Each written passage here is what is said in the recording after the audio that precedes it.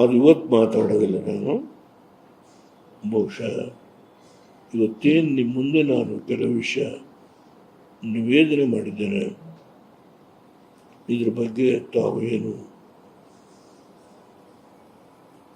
ದೃಷ್ಟಿ ಮಾಧ್ಯಮ, ಅಚ್ಚು ಮಾಧ್ಯಮ, ತಾವು ನಾಳೆ ಈ ನಾಡಿನ ಜನತೆಗೆ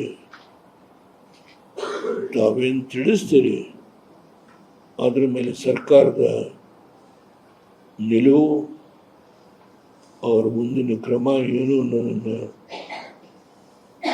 ಯೋಚನೆ ಮಾಡಿ ನನ್ನ ಕಾರ್ಯಕ್ರಮ ರೂಪಿಸ್ತೇನೆ. ನಾನು ಇವತ್ತು ಟಿ ವಿ ನೋಡಿದೆ, ಸದ್ಯಕ್ಕೆ ಈ ಸರ್ವೆ ಮಾಡ್ತಕ್ಕಂಥದ್ದನ್ನು ನಿಲ್ಲಿಸಿದ್ದೇವೆ ಅಂತೇಳಿ ಹೇಳಿದ್ದಾರೆ. ಸ್ವಾಗತಿಸ್ತೇನೆ. ಅದು ಸದ್ಯ ಅನ್ನೋದನ್ನು ತಪ್ಪಿಸಿ ಈ ಒಂದು ನಿಮ್ಮ ಯೋಚನೆ ಏನಿದೆ ಇದನ್ನು ಕೈ ಬಿಡಬೇಕು ಅಂತೇಳಿ ನಾನು ನಿಮ್ಮಲ್ಲಿ ಸವಿನಯವಾಗಿ ಪ್ರಾರ್ಥನೆ ಮಾಡ್ತೇನೆ. ಭಾರತೀಯ ಜನತಾ ಪಾರ್ಟಿಯವರು ಇದಕ್ಕೆ ಬೆಂಬಲ ಕೊಟ್ಟಿದ್ದಾರೆ, ಅವ್ರನ್ನ ಕೂಡ ಅಭಿನಂದಿಸ್ತೇನೆ. ನನಗೆ ಗೊತ್ತಿಲ್ಲ, ಹೇಳಬಾರ್ದು. ಒಬ್ಬರು ನಿವೃತ್ತ ಸುಪ್ರೀಂ ಕೋರ್ಟ್ ನ್ಯಾಯಾಧೀಶರು ಅವರಾಗೆ ಹೋಗಿದ್ದಾರೆ, ಯಾರು ಹೇಳಿ ಹೋದರಲ್ಲ.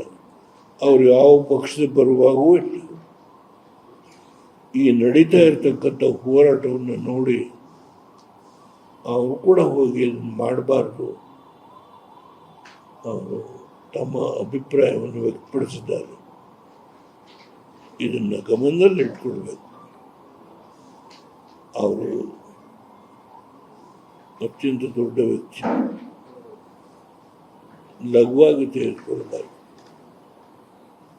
ನಾನು ಈ ಸಂದರ್ಭದಲ್ಲಿ ಇಷ್ಟು ಮಾತನ್ನು ಹೇಳಿ ಇವತ್ತೇನು ಮಾಧ್ಯಮದ ಈ ಒಂದು ಕಾರ್ಯಕ್ರಮಕ್ಕೆ ನನ್ನ ಜೊತೆ ಸಹಕರಿಸಿ ಕೂತಿರ್ತಕ್ಕಂಥ ಎಲ್ಲ ಸನ್ಮಿತರಿಗೆ, ಮಾಜಿ ಶಾಸಕರು, ಆ ಕ್ಷೇತ್ರದ ಜನತೆಯ ಮಧ್ಯೆ ಹೋರಾಟ ಮಾಡಿಕೊಂಡು ಬಂದಿರತಕ್ಕಂಥ ಮಂದಿರಗಳು, ಕುಬೇಂದ್ರ ರೆಡ್ಡಿ ಅವರು, ತಿಪ್ಪೇಸ್ವಾಮಿ ಅವರು, ನಮ್ಮ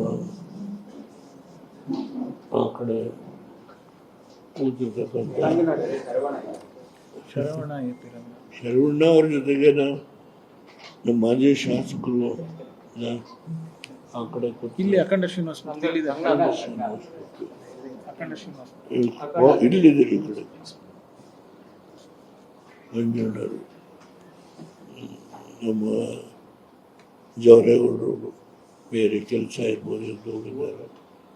ಇವರೆಲ್ಲರಿಗೂ ನಾನು ತುಂಬ ಆಭಾರಿಯಾಗಿದ್ದೇನೆ. ಮಾಧ್ಯಮದ, ದೃಷ್ಟಿ ಮಾಧ್ಯಮ, ಅಚ್ಚು ಮಾಧ್ಯಮದ ಎಲ್ಲ ಸ್ನೇಹಿತರಿಗೆ ನಾನು ತುಂಬ ಆಭಾರಿಯಾಗಿದ್ದೇನೆ. ಇವತ್ತು ಈ ಕೆಲವು ವಿಷಯಗಳನ್ನು ನಿಮ್ಮ ಮುಂದೆ ನಾನು 24ನೇ ತಾರೀಕು ಬರಬೇಕಾಗೋದಕ್ಕೆ ಏನು ಮುಖ್ಯಮಂತ್ರಿಗಳಿಗೆ ಬಿಡುವಿಲ್ಲದ ಕಾರ್ಯಕ್ರಮ, ಭಾಳ ದೊಡ್ಡ ತೀರ್ಮಾನಗಳನ್ನು ಮಾಡಿದ್ದಾರೆ. ಅದ್ರ ಬಗ್ಗೆ ಇವತ್ತು ನಾನು ಹೇಳಲಿಕ್ಕೆ ಹೋಗೋದಿಲ್ಲ. ಬಹುಶಃ ಮುಂದಿನ 4-6 ದಿನದಲ್ಲಿ ಮತ್ತೆ ನಿಮ್ಮನ್ನು ಭೇಟಿ ಮಾಡ್ತೇನೆ. ಆದಮೇಲೆ ನನ್ನ ಮುಂದಿನ ಕಾರ್ಯಕ್ರಮ ಏನು ಅನ್ನೋದನ್ನು ಸರ್ಕಾರದ ನಡವಳಿಕೆಯ ಮೇಲೆ ನಾನು ನನ್ನ ಕಾರ್ಯಕ್ರಮ ರೂಪಿಸ್ತೇನೆ ಅನ್ನೋ ಮಾತನ್ನು ಈ ಸಂದರ್ಭದಲ್ಲಿ ಹೇಳಿ ಇಂಗ್ಲೀಷಲ್ಲಿ ಅಡ್ರೆಸ್ ಮಾಡಿ.